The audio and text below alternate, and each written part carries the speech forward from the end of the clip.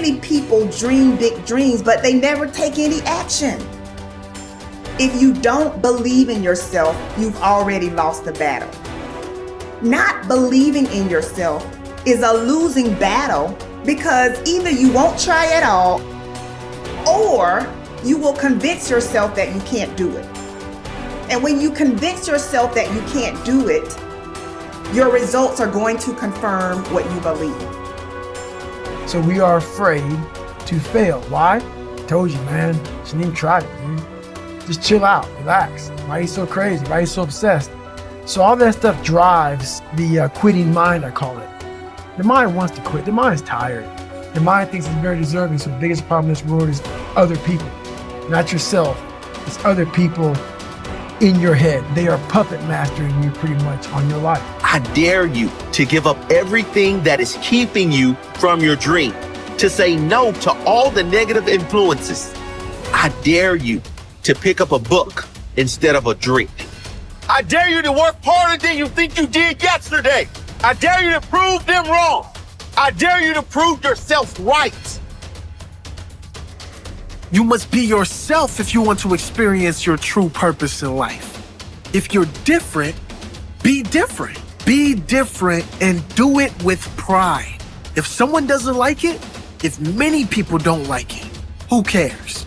Your life would feel better and richer if you had a goal, you chase that goal, you accomplish some things, and you would get this boost of confidence, you get this boost of self-esteem, like whatever it is that you're into doing. The time has come for you to understand that you cannot depend on the opinions of others. You cannot just trust in the opinions of others. You cannot allow other people to validate you, because you are just who you are. Nobody is going to be like you. You are the author of your autobiography. You write the story of your life. No one can write your financial story. No one can write your spiritual story. No one can write your emotional story but you. The pen has always been in your hand. The pen has always been in your hand. I say write a story that's going to be damn good to read. But don't let yourself be vulnerable to weakness. Don't let weakness consume you. Don't let hopelessness consume you. Be about your business. Understand that you got to keep living and living strong. When nobody's looking, when nobody's watching, when nobody understands the measure of passion that you carry, can you keep going? Don't stop. You're right there. Find something. Find a thing that you genuinely enjoy, because getting good at things you genuinely enjoy is extremely beneficial for young people, because it lets you know that, like, everybody thinks they're a loser. Every young person thinks they're a loser. At least a young person in the situation I was at. Like, I didn't know I wasn't a loser until I started winning, until I started doing martial arts. Martial arts taught me that, like, I could get better at stuff, that I wasn't really a loser. I just was someone who was, like, in a fucked up situation, but you could channel all that energy that you have as a young person into something and get better at it. And then all of a sudden people admired me. I was like, this is crazy. So I went from being someone who was incredibly insecure and basically a failure to someone who was really successful at this one thing that was very dangerous, that other people were scared of. And that gave me immense confidence and also a real understanding of the direct correlation between hard work and success. And a kind of understanding that you're not a loser. Right.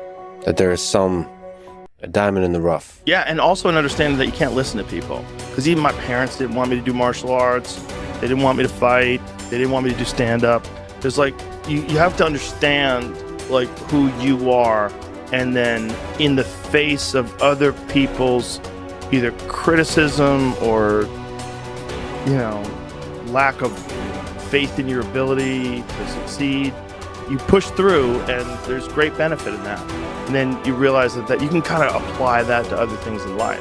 You can apply that to critics, you can apply that to social media commentators, you can apply that to a lot of things. I don't think people are happy if they don't have puzzles and complex tasks and things that are interesting to them, whether it's an art project or whether it's learning something completely new like stand-up comedy.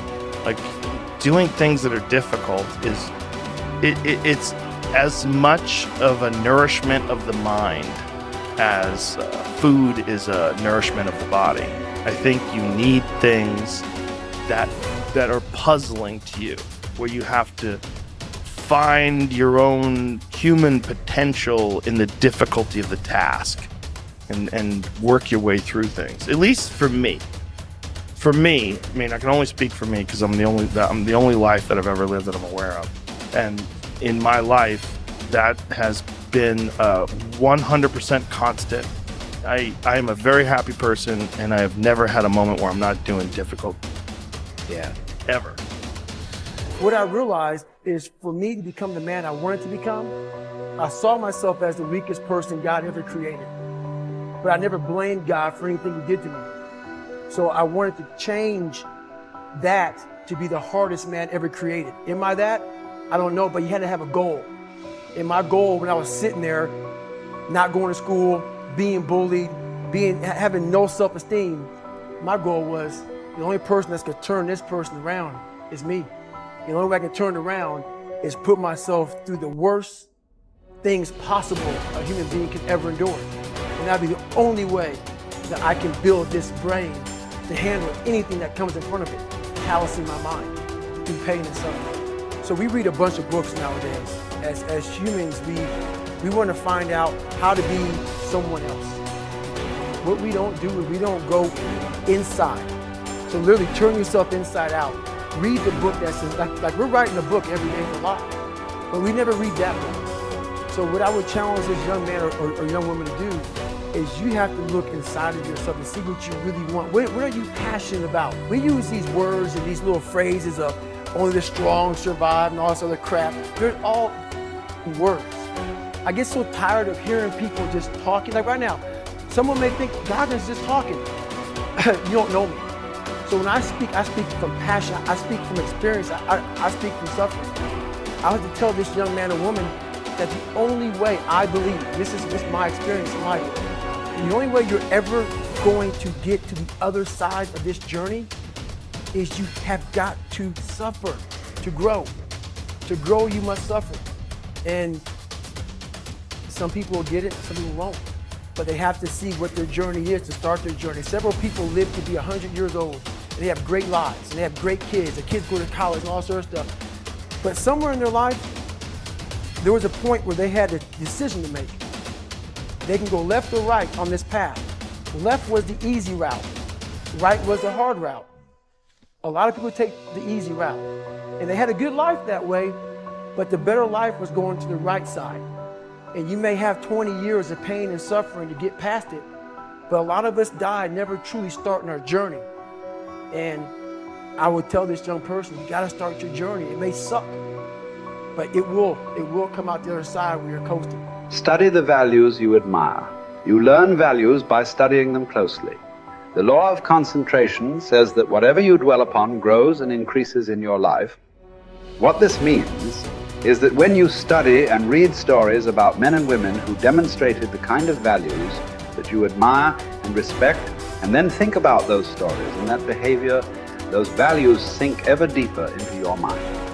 Once these values are programmed into your subconscious, they create a propensity within you to behave consistently with those values when the situation requires them. For example, in military training, soldiers are continually told stories of courage, obedience, discipline, and the importance of supporting their fellow soldiers.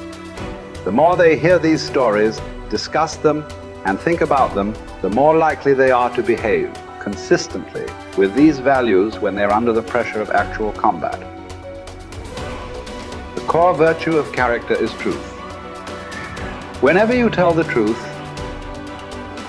however inconvenient it may be at the time, you feel better about yourself and you earn the respect of the people around you. One of the highest accolades you can pay another person is to say that he or she always tells the truth. Emulate the people you most admire. Much of your character is determined by the people you most admire. both living and dead. Who are they? Looking over your life and history, make a list of the people whom you most admire, and next to their names, write out the virtues or values that they most represent to you. If you could spend an afternoon with anyone, living or dead, what one person would you choose? Why would you choose that person? What would you talk about during your afternoon together? What questions would you ask, or what would you want to learn? Consider this as well. Why would that person want to spend an afternoon with you? What are the virtues and values that you have developed that make you a valuable and interesting person? What makes you special?